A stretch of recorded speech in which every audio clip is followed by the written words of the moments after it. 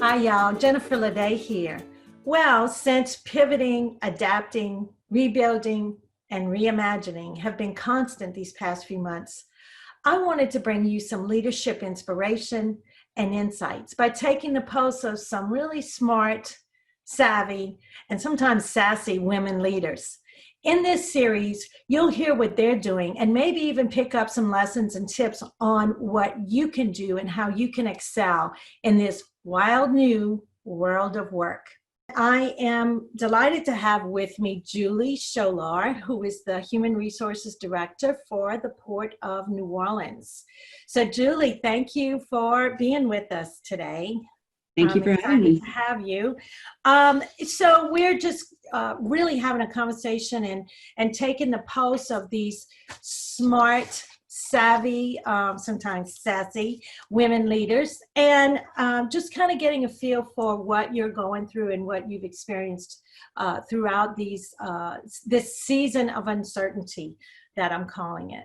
So just to kind of give everyone a quick thumbnail, tell us a little bit about your role and maybe one thing that you really like about it. Sure. As the Human Resources Director at the Port of New Orleans, I oversee a team of 4 other human resources professionals, and we touch on all aspects that is human resources. The fun part of my role is being in a director team that's very dynamic. And I love that our CEO and our VP team really allows us to carry out the vision. They set the vision, they give us the tools to bring that vision to the whole organization, to each of our individual teams. And I feel very much a part of the strategic aspect of our organization. Yeah, that's great. And you've really got a great team there. And like you said, a very dynamic team. And I love that they give you have the vision and you carry it out and they get out of your way so you can do what you need to do. That's right. Great. So I know that the port is vital. So tell us where you are. I'm looking at it from this continuum or this spectrum where you've got some organizations and people who are just home full time, don't know when they're going to go back to work or if, and then all the way to the other end of the spectrum where they've never worked from home and have continued operations as BC or before Corona. So where are y'all on that spectrum? I'm proud to say that Port Nola cargo operations have continued throughout the pandemic. We had a very small part of our teams that could actually even work from home. If you know anything about the port, it's a very in-person kind of operation. Yeah. We know that we're vital to the community to bring supplies to the community and the state. Yeah, absolutely. So vital organization, and as Human Resources Director, you no doubt are a big part of that. So you have really had very little quarantine or work from home time. You've been just at it full time, basically. Yes, I was given the tools early on by the organization to work from home, but with so many of our staff needing to be here in person, it's just the right thing to do as a leader to be there right along with them. Yeah, and that's what I'm hearing too from a lot of people, is that it's really tough when you have a hybrid going on. You got some people working from home and some people in the office or in the workplace, and that is really challenging. And you just you really needed to be there, you felt like, with all your people. Cool. Right. So what do you see are experiencing now or anticipating as your biggest challenge as the leader of your team during this time? What is your biggest hurdle that you have to get over? I think in our organization, I felt this huge sense of responsibility for making people feel safe, and everyone's definition of that is different. Yeah.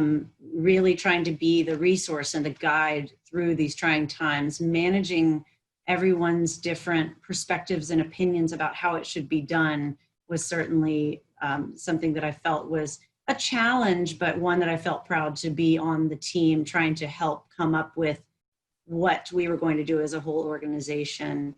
As we've been back and watched the ebb and flow as a whole community of our numbers going down and then spiking, reminding our employees to stay vigilant with the safety precautions is really key. We are very familial when we're working together, which I'm proud of and love, that I enjoy the people I work with. And this is organization-wide, not just my HR team, but as a whole organization. And I watch us all get really comfortable, take the mask off, do those personal interactions, and then realizing that only one person could take down an entire team. And what I mean by that is in quarantine, sure.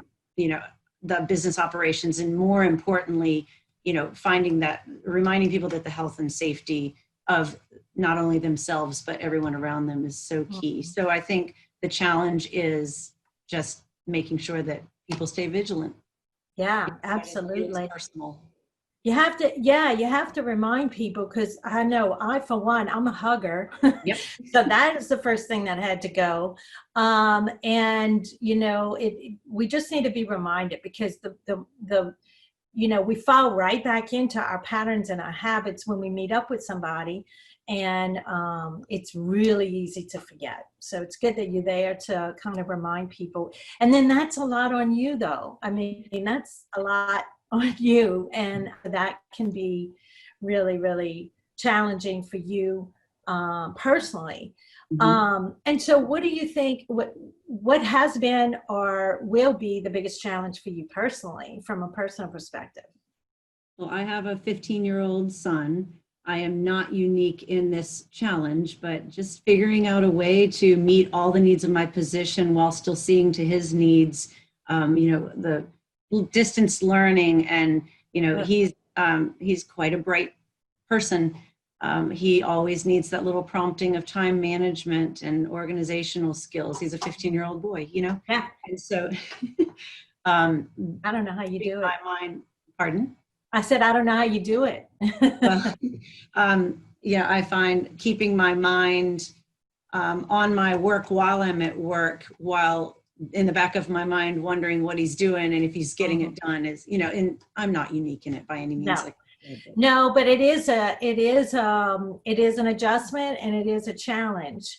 And I'm sure that to the degree that you need to, you have that flexibility to be able to see, that's a big thing that we found in all of this, is that we're seeing our coworkers, we're seeing our people as whole human beings. Not that we didn't before, but we're seeing a little bit more. We're seeing a little bit more into their personal lives and their life outside of work. And I don't know that that's a bad thing. I think that's a good thing.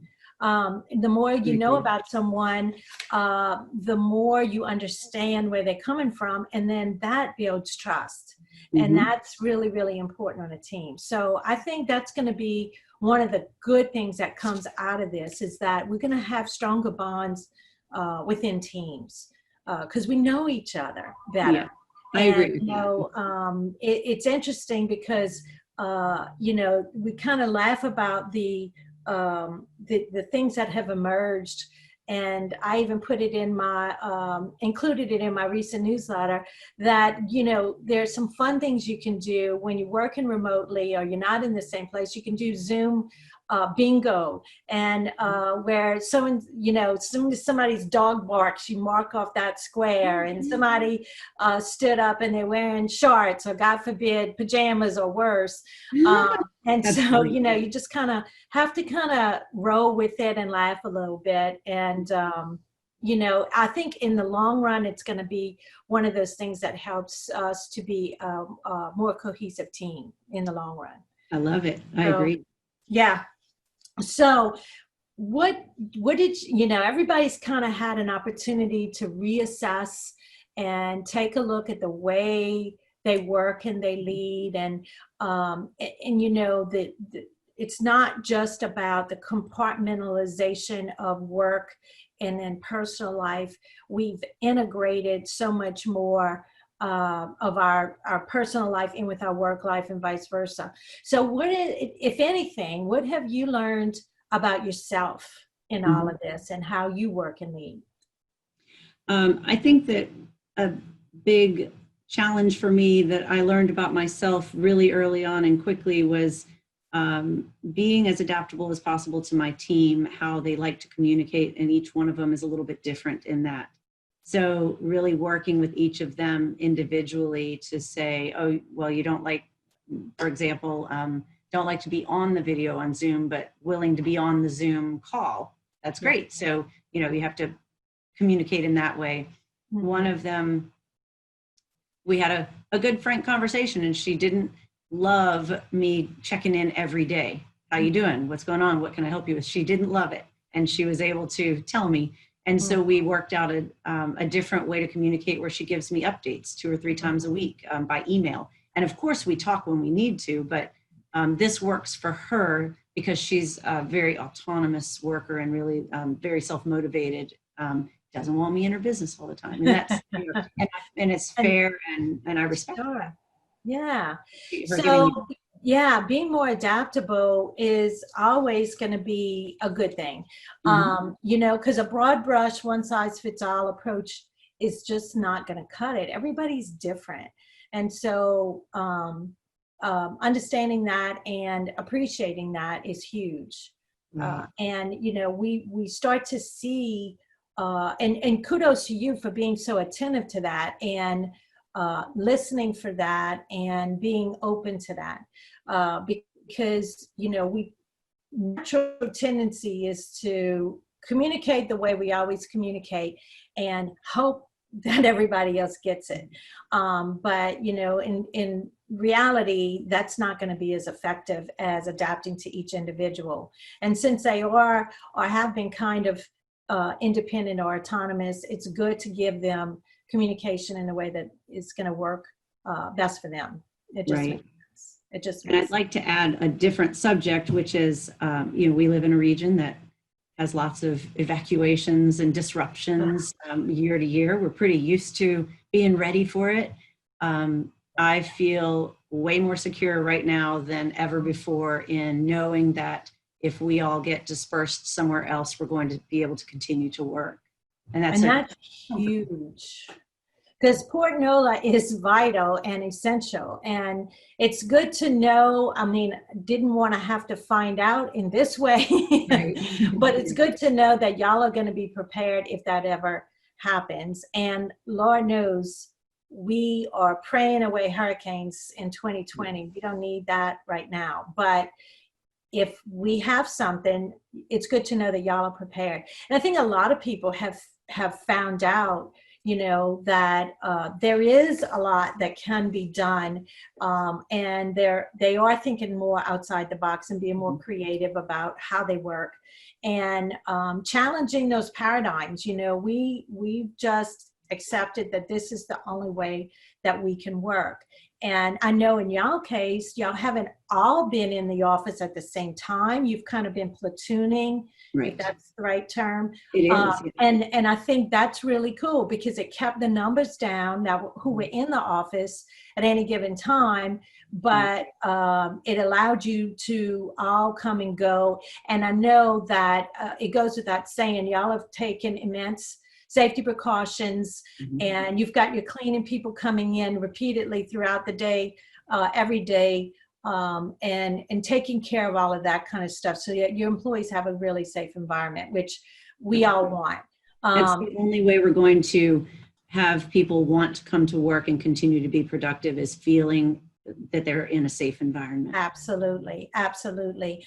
And, you know, that's kind of the given, and then the way that you've been creative about it is amazing, because you're making sure that the work gets done, you're very productive, and you're taking care of your employees first and foremost. So that's really cool. So thank you. Well, I am delighted to have you. I hope to be talking with you again soon. You and I talk pretty frequently, and I'm delighted to be working with Port of New Orleans, and look forward to sharing some of my upcoming programs with y'all in the very near future.